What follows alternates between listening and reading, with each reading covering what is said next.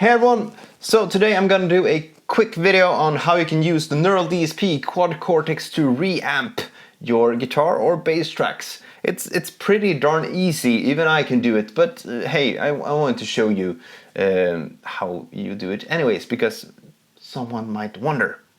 So this one is for you who might wonder this. So the first thing that you need to make sure is that the Neural DSP Quad Cortex is your audio interface. So in Logic, you go to Preferences and you click on Audio and you make sure that the Quad Cortex is both the output and input device.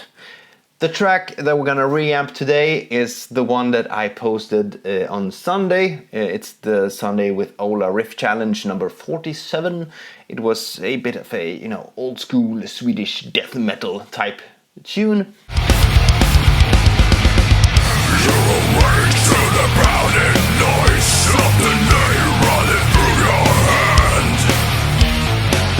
I quad tracked the guitars for this track, and I used the Quad Cortex to reamp two of those, which featured an HM2 based preset, which gives you that nice and gritty Swedish death metal type tone.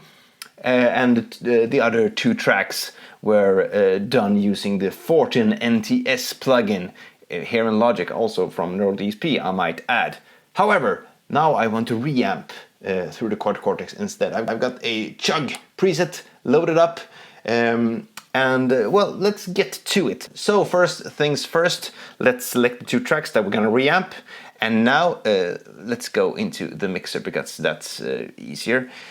Here where it says output, let's go to output and let's select output 5 and 6. So there we go, and let's solo these two tracks as well. Now we're gonna add a third track.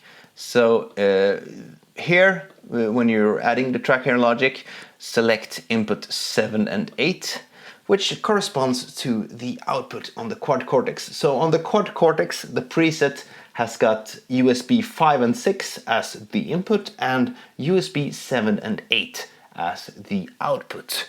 And lo and behold, we now have a third track loaded here. So let's get to the reamping. So in order to reamp this, you simply hit record and it all starts. To monitor this, I've got a bit of a tricky setup going. I mainly use my SSL2 Plus from Solid State Logic when I'm tracking and mixing and whatnot, and that's the interface that my monitors are hooked up to. And I don't want to go in there and, unplug everything and plug in the Cortex and, make a mess.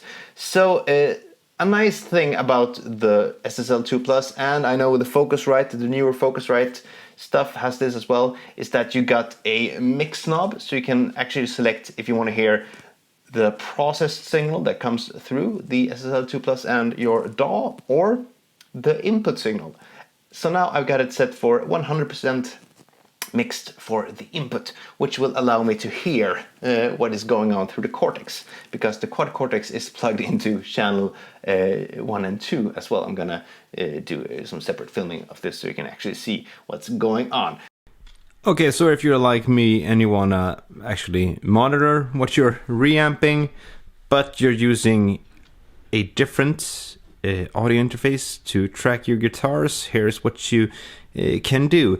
This, of course, requires that you got this kind of knob here, the one which selects the monitor, the input source or what have you. So, from the Neural DSP Quad Cortex, I'm running 2 XLR cables, which are going into channel 1 and channel 2 of the SSL2 Plus, like so, left, right.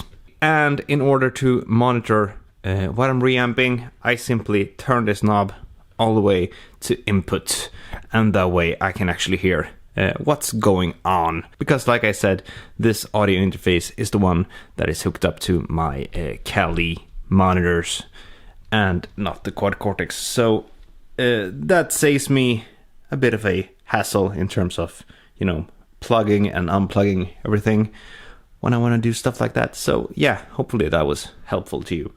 Back to the show. So with that being said, let's get to some chugging. So let's hit record and here we go. It's being reamped through the Chord Cortex right now, which is nice. And now I can also adjust, you know,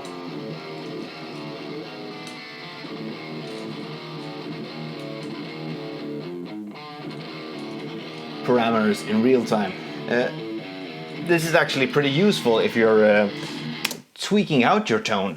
This is actually a pretty nifty trick if you're doing some tone chasing and you don't want to go between playing your guitar and tweaking the tones. Start up a reamp loop and start tweaking while the computer does the playing. That's a great trick.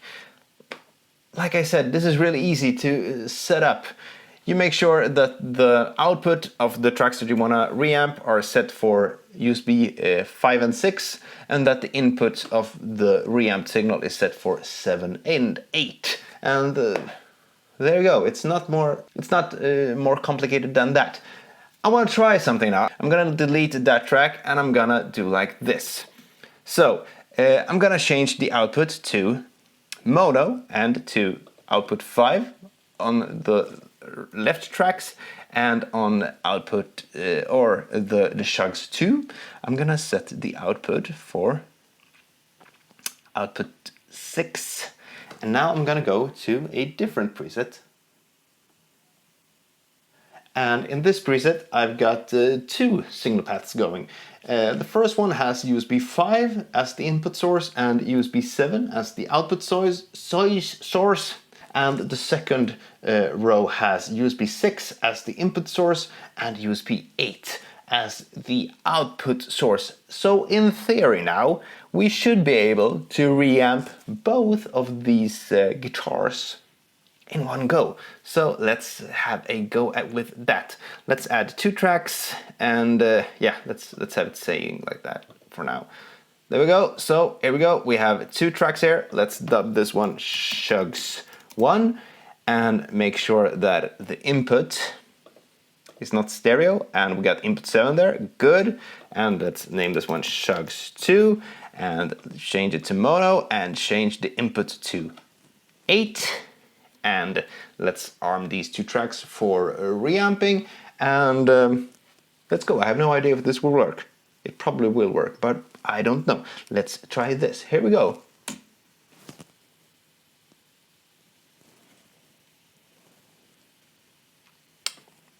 I'm not hearing any sound right now, but I can see that the signals are being processed, so that's good. Not sure why I can't hear anything, but as you can see, they are getting some things going there. I'm gonna try and change the... Okay, so yeah, they are definitely going through the 2 different lanes here. I'd probably be able to figure out why there is why there's no sound right now, but hey, it works, or so it seems. Yeah, it looks good. Okay, so now we got these 2 tracks reamped. Let's see if we can have a listen now. Listen now.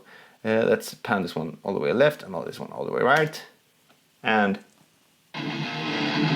yep.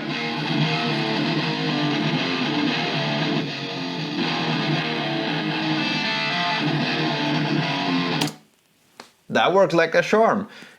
As you probably can tell, these tracks are in mono now and not in stereo, like you get when you do a single track reamped through USB 7 and 8. But hey, it's metal guitars, you don't need some wide cool stereo image, right?